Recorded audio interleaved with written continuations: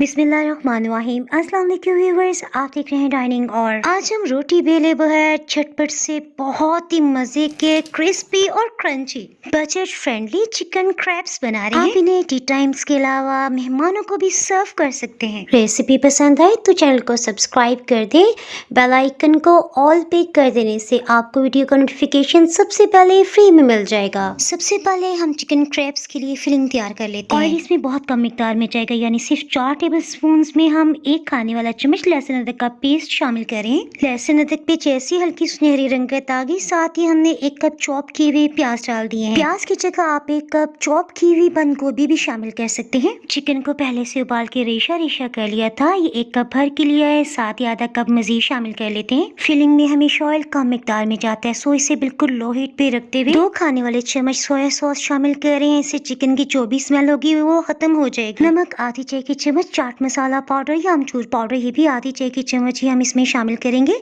अच्छी तरह से मिक्स कर लेते हैं। स्नैक्स में तीखा सा जायका लाने के लिए 1 खाने वाला चम्मच हम अधकुटी लाल मिर्च यानी कि चिली फ्लेक्स शामिल कर रहे हैं। 3 हरी मिर्चों को चॉप करके इसमें डाल दिया। अगर आप मिर्चें कम पसंद करते हैं तो हरी मिर्चें भी ना डालिएगा। और चिली फ्लेक्स जो हमने 1 टेबलस्पून शामिल किए ना, वो बस 1 चाय की चम्मच शामिल कर लीजिएगा। जितनी देर में फिलिंग ठंडी होती है, इसके साथ ही हम डो के लिए आटा तैयार कर लेते हैं। 1 कप भर के अच्छी क्वालिटी का मैदा इसमें शामिल कर रहे हैं। आप जिस भी कप का इस्तेमाल कर रहे हैं वही कप भर के 1 कप पानी इसमें शामिल कर दें। ये रूम टेम्परेचर पे है। फ्लेवर के लिए नमक आधी चाय की चम्मच से थोड़ा कम ले रहे हैं। जीरा ये आधी चाय की चम्मच है। मुझे तो जीरे का फ्लेवर बहुत ही पसंद है, अगर आपको पसंद ना हो तो आप इसे स्किप भी कर सकते हैं। ऑयल 2 खाने वाले चम्मच भर के शामिल कर लीजिएगा। अगर आप घी डाल रहे हैं तो उसे पिघला लें।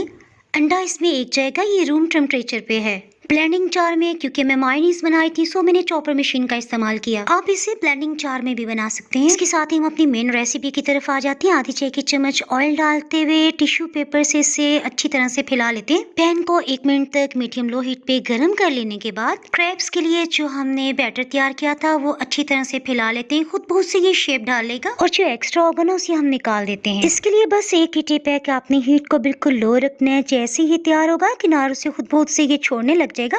देखिए हाथ से हल्का सा करें तो ये निकल रहा है। ये देखिए हल्का सा चिपका हुआ था ना, सो हम इसे 45 सेकंड्स मजीद देंगे। ये देखिए इसके ऊपर की सतह भी सभी खुश्क हो गई है और किनारे खुद बहुत से इसने छोड़ दिए। ये अब आसानी से निकल आया। क्रैब्स के लिए जो हमने बैटर तैयार किया था ना, इससे 7 बड़े साइज के क्रैब्स तैयार हो गए। आप इसे कपड़े से कवर करते हुए जिपलॉक बैग में या फिर एयर टाइट कंटेनर में 3 से 4 दिन तक रख सकते हैं। बाइंडिंग के लिए हमें एक पेस्ट की जरूरत होगी, सो इसके लिए 2 से 3 चम्मच मैदा लेते हुए इसमें इतना पानी मिला रहे हैं कि गाढ़ी सी लई तैयार हो जाए। ये देखिए इसे इतना गाढ़ा होना चाहिए।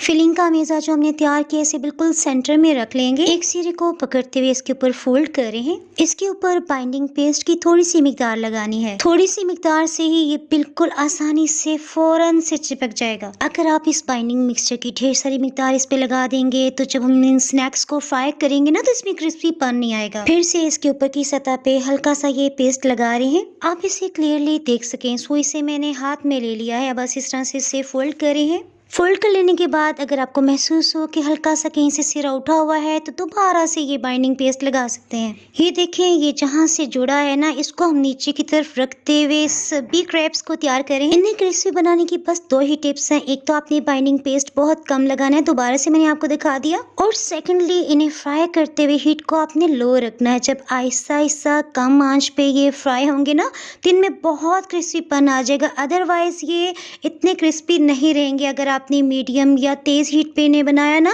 तो ये अंदर से कच्चे रह जाएंगे और इनमें बिल्कुल भी खस्तापन नहीं आ सकेगा। मैं आपको दिखा देती हूँ। अगर आपने इन्हें फ्रीज करना है तो हल्की सी सुनहरी रंगत आती है आप निकालें। जब ये रूम टेम्परेचर पे आ जाए तो जिपलॉक बैग में डालते हुए आप इन्हें फ्रीज कर सकते हैं। इसी तरह से बाकी बच जाने वाले सभी क्रैब्स को हमने फ्राई कर लिया। मैं काट के आपको दिखाती हूँ। देखें कितने क्रिस्पी बने हैं और टेस्ट भी अल्हम्दुलिल्लाह बहुत ही मजे का है। मज़ीद रेसिपीज देखने के लिए अगर आप यूट्यूब पे देख रहे हैं तो सब्सक्राइब को क्लिक कर सकते हैं। रेसिपी पसंद आए तो लाइक और शेयर करना बिल्कुल भी ना भूलिएगा। यूट्यूब के अलावा आप डाइनिंग और को टिकटॉक, इंस्टाग्राम और फेसबुक पे भी फॉलो कर सकते हैं। फिर मिलेंगे किसी मजेदार सी रेसिपी या व्लॉग के साथ। उस वक्त तक के लिए दुआ में याद रखें।